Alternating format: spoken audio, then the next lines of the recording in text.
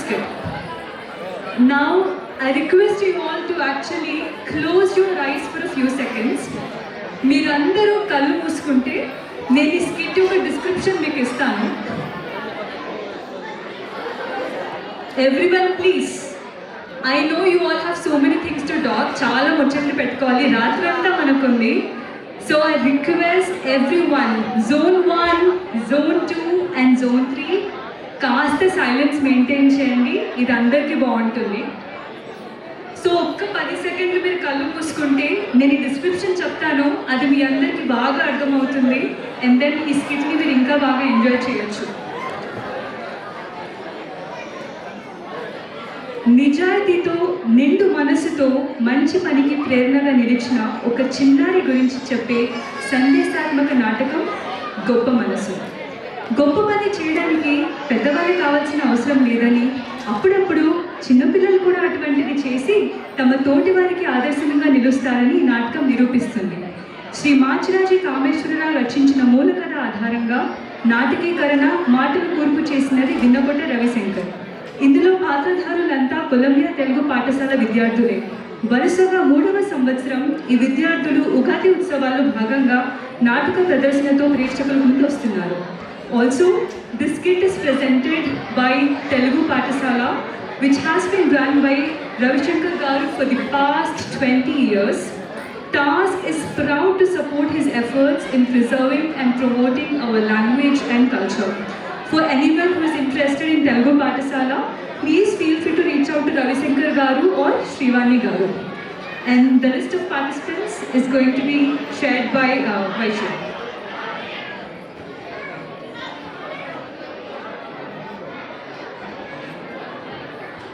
The participants for this Telugu skit are Gautam Reddy Adareddigari, Vainav Chand Ullam, Shruti Chalapareddy, Rushita Rajavat, Mokshit Sai Bodla, Prithvi Divirishetty, Jayswi Gopala, Saimuktika Madacharla, Trivina Shreddi Cherlu, Sai Ritvik Reddy Vaina and Sanvika Kari.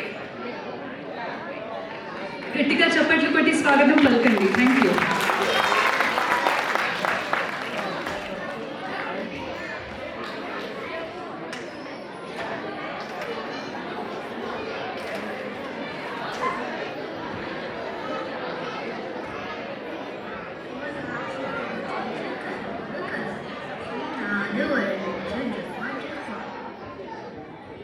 అయ్యో రామ, లోపల పిల్లాడు విద్యార్థి కలవరిస్తుంటే మీరు ఇక్కడ తీరిక కూర్చొని పద్యాలు చదువుతున్నారా? పద్యాలు చదవడం కాదే పిచ్చిదాను, నేను దేవుని ప్రార్థిస్తున్నాను. బాగానే ఉంది.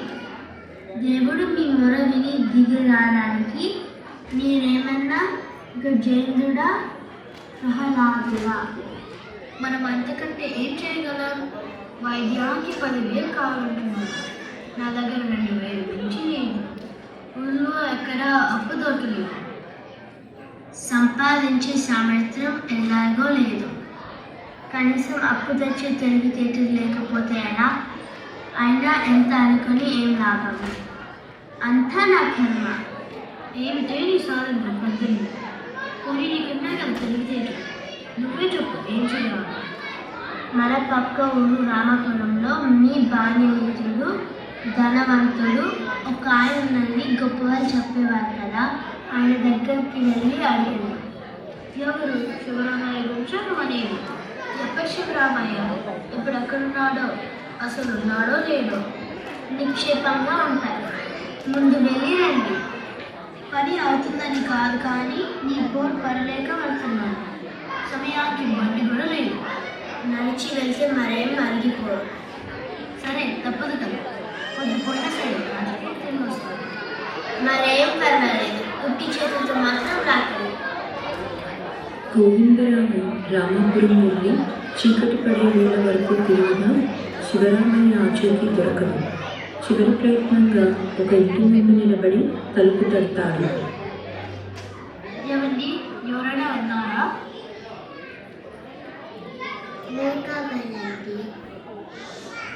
ఇక్కడ చుట్టుపక్కల శివరామయ్య అనే పేరుతో ఎవరైనా ఉన్నారా?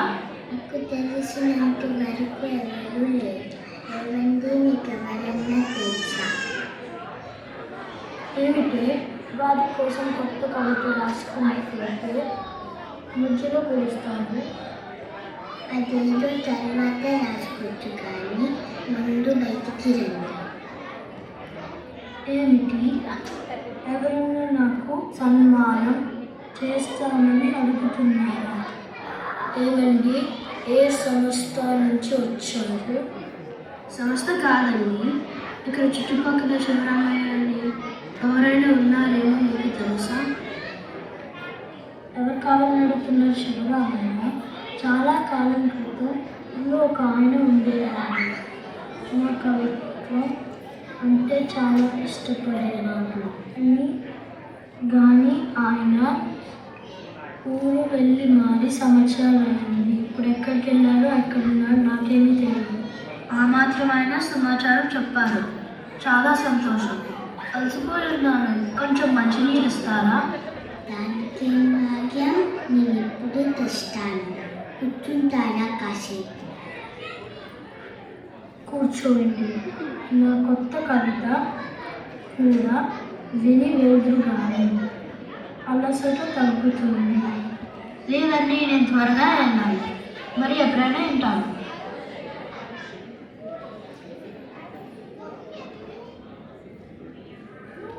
ఏమిటి అక్కడ చీకట్లో ఏదో మెరుస్తూ కనిపిస్తుంది? అరే, ఇదేదో విలువైన ఉంగరం లాగా ఉంది. మీరేదో అయి ఉండొచ్చు. పారేసుకున్నారేమో, అది అడుగునా? ఎవరు పారేసుకున్నారో ఏం తెలుసు. ఈ ఉంగరం తీసుకువెళ్ళి అమ్మితే ఆ డబ్బుతో బాబుకి తప్పకుండా వైద్యం చేయించుకోవచ్చు. డబ్బు సమకూరింది అని శాంతి కూడా శాంతిస్తుంది.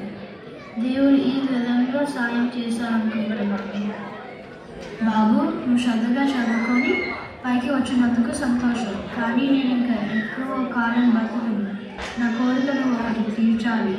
చిన్నతనంలో నీకు బాగా డబ్బుగా ఉన్నప్పుడు డబ్బు అవసరం పడి ఆమాపురంలోనే ఒక ఇంట్లో వారి పేటలో పడిన ఒక ఉంగరం తీసుకొని వచ్చాను. అవును ఆనంద్, అది అమ్మి నీకు వైద్యం చేయించాము. ఇది పోయిన పుష్కరాల సమయంలో జరిగింది. ఆ ఉంగరం విలువ 8,000 ఉంటుంది. మనం దాచిన డబ్బు నుంచి ఆ 8,000 తీసి నువ్వు ఆ ఇంటి వారికి ఇచ్చి రావాలి. దిగులు పడకండి అమ్మా నాన్న, నాన్నకేమీ కాదు. మీరు చెప్పిన వాళ్ళకి డబ్బులు ఇచ్చి వస్తాను. నానా, మన టైలర్ షేక్ మస్నాన్ ఇదంతా బాగా కుట్టారు కదా. అవును బంగారు తల్లి, రేపు నీ పుట్టినరోజు కదా, పొద్దున్నే తలంటు పోసుకొని ఇది కట్టుకుంటూ కానీ. అలాగే నాన్న, ఇంటికి చేరగానే అమ్మకి చూపిస్తాను. ఎంతో సంతోషిస్తుంది. వీరెవరో మన ఇంటిలోంచి దొంగలాగా వస్తున్నాడు. పట్టుకోవాలి, దొంగ దొంగ పట్టుకోండి. ఎవరు నువ్వు దొంగలాగా మా ఇంట్లో చేయబడి బయటికి వస్తావు? వయసులో ఉన్నాడు, బలంగా ఉన్నాడు. బుద్ధిగా పని చేసుకోక దొంగతనానికి బాధపడతాడు. ఏంటి? మెత్తగా తగిలిస్తే బుద్ధి వస్తుంది. ఇటువంటి పనులు ఎప్పుడు చేయదు. వద్దులేండి, ముందు ఎందుకు వచ్చారో కనుక్కుందాం. ఆ తర్వాత ఏం చేయాలో చూడవచ్చు. అవును నాన్న, నా బదిలో చెప్పారు. చంపదగిన ఎట్టి శత్రువు తన చేత చిక్కినేని కీడు చేయరాదు. అందుకని ఇతనేమీ చేయవద్దు. అమ్మాయి చెప్పింది నిజమే. అబ్బాయి, ఎవరు నువ్వు? మా ఇంటికి ఎందుకు వచ్చావు? అమ్మ, నేను దొంగని కాదు. మీ పూజ గదిలో ఒక ఎర్ర సంచి పెట్టాను, అది తీసుకొని రా.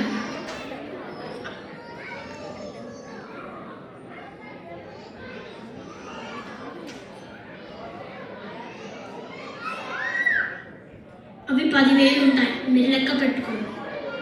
10,000? ఎక్కడైనా దొంగతనం చేసి మా ఇంట్లో దాచాలని చూస్తావా? ఇప్పుడు ఇటువంటి వాళ్ళు కూడా తయారయ్యారా? ఏంటో, లోకం తీరు రకరకాలుగా ఉంటుంది.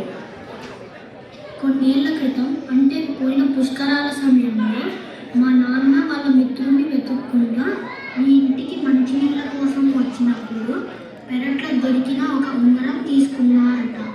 అప్పట్లో నాకు వైద్యానికి డబ్బు అవసరం పడి ఆ ఉంగరాన్ని అమ్మి ఖర్చు చేశాను. అలా తీసుకోవడం తప్పు కదా? అవును, తప్పే. అందుకనే ఆ బాకీ మీకు ఎలాగైనా తీర్చాలని నాకు చెప్పారు.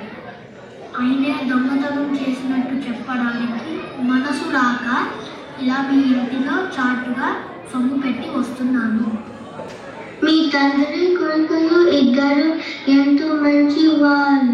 అవసరం కోసం తప్పు చేసిన నిజాయితీగా దానిని సరిదిద్దుకుంటున్నారు.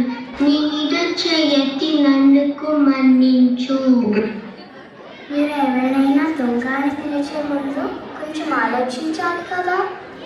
నేనే తొందరపడ్డాను బాబు. వెళ్ళి మీ నాన్నగారికి కొంచెంకు, మేము చాలా సంతోషించినామని. గాయత్రి, నీ అదృష్టం తల్లి. ఈ పుట్టినరోజు బహుమతిగా 10,000 రూపాయలు వచ్చాయి.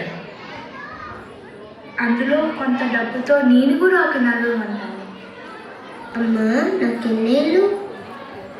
అదేమిటి, నీకు రేపటికి 10 నిండుతాయి తెలుసు కదా.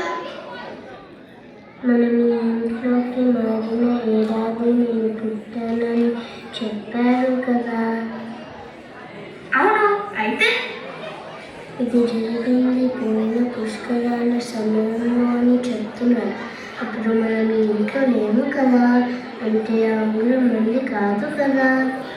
జమినే, బాగా ఆలోచించావు. మనకంటే ముందు ఆ ఇంట్లో రామయ్య తాతే ఉండేవాడు. అవును, తనకి కాలం కలిసి రాలేదు. ఇప్పుడు వీధి చివర పూడి గుడిసెలో ఒక్కడే కష్టాలు పడుతూ ఉంటున్నాడు. అవును, ఇది రామయ్య తాతదే అయి ఉంటుంది. మనం వెంటనే వెళ్ళి తాతకు ఇచ్చేద్దాం. అలాగే లేమ్మా, ఇద్దాం.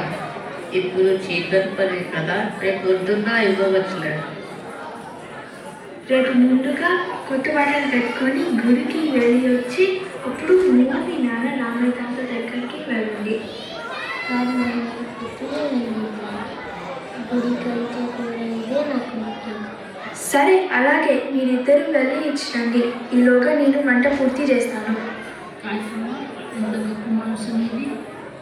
చక్కగా ఆలోచించి వచ్చిన సొమ్ము న్యాయంగా నాకు దక్కాలని ఆలోచన చేశాను. ఈ దేశంలో మనుషులు అందరూ నీ అంత నిజాయితీగా ఉంటే ఈ ధర్మం 4 పాదాలు కలుస్తుంది. మా అమ్మాయి మమ్మల్ని కూడా ఆధారంగా కనిపించింది. తాత, ఈ డబ్బుతో నువ్వు మా ఇంటి పక్కకి వచ్చావంటే అందరం కలిసే ఉంటాం. అలాగే అమ్మ, మీ అందరూ చల్లగా ఉండండి. నిజాయితీకి, ధర్మనీతికి ప్రతీకగా నిలిచిన గాయత్రి పిల్లలు పెద్దలందరికీ ఆదర్శం. రండి, మనమందరం కలిసి గాయత్రిని అభినందించి అదే ఆదర్శాన్ని పాటించాలని నిర్ణయం తీసుకుందాం.